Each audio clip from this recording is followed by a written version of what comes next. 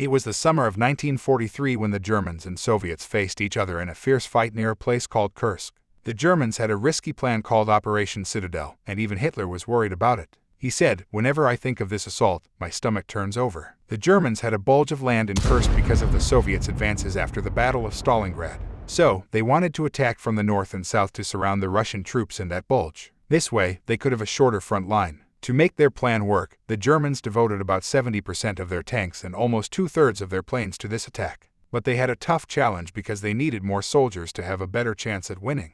However, in Kursk, they found themselves having fewer soldiers than the defenders. The Germans believed in their new tanks like Panthers, Tigers, and Ferdinands. They thought these tanks would be powerful enough to break through the Russian defenses and help their other tanks advance. But the Soviets were ready for them. The Germans had always wanted to attack the bulge in Kursk, and the Soviets knew about it thanks to their allies. Hitler decided to wait a bit before attacking, so the new German tanks could join the army. But the Russians didn't waste this time. They built strong defenses that were hard to break through. The Germans had to go through anti-tank ditches, minefields, and barbed wire. The Russians had set up 25,000 anti-tank guns in the area to stop the Germans. They placed anti-tank guns every 10 meters in critical spots. The Germans started attacking on July 5th, but the Russians knew they were coming and bombed them before they could start, making it hard for the Germans to move forward. The German heavy tanks, especially the Tiger one, were tough and could resist the Soviet anti-tank guns. But their tracks were vulnerable to anti-tank mines. The Soviet soldiers were clever. They put spare mines in the path of the attackers and used grenades, Molotov cocktails, and explosives against the German tanks. The Ferdinand tanks were in trouble too because they didn't have a machine gun on their hull, so they couldn't defend themselves well against these attacks. The weather on the battlefield was tough, with scorching heat and pouring rain.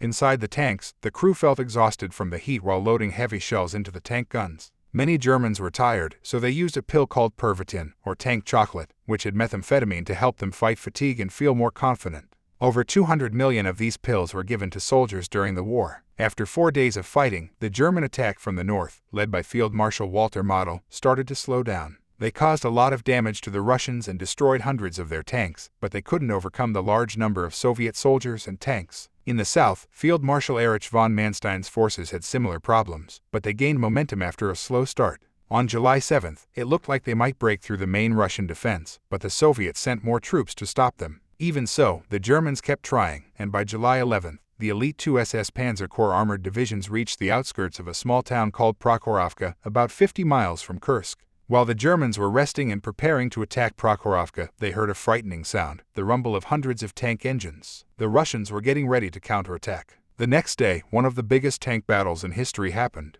Over 800 armored vehicles clashed at close range. The Russians fought this way because they thought it would cancel out the German tanks' advantage in long-range combat. General Rotmistrov, the commander of the Russian 5th Guards Tank Army, gave the order, "Stal, Stal, Stal," and 600 Russian tanks charged at the Germans. The battle turned into chaos, with tanks burning everywhere and no clear command. Some tanks even crashed into each other, and explosions sent turrets flying into the air. By the end of the day, the battlefield was full of destroyed tanks, and the Germans lost around 200, while the Russians lost more but remained undefeated.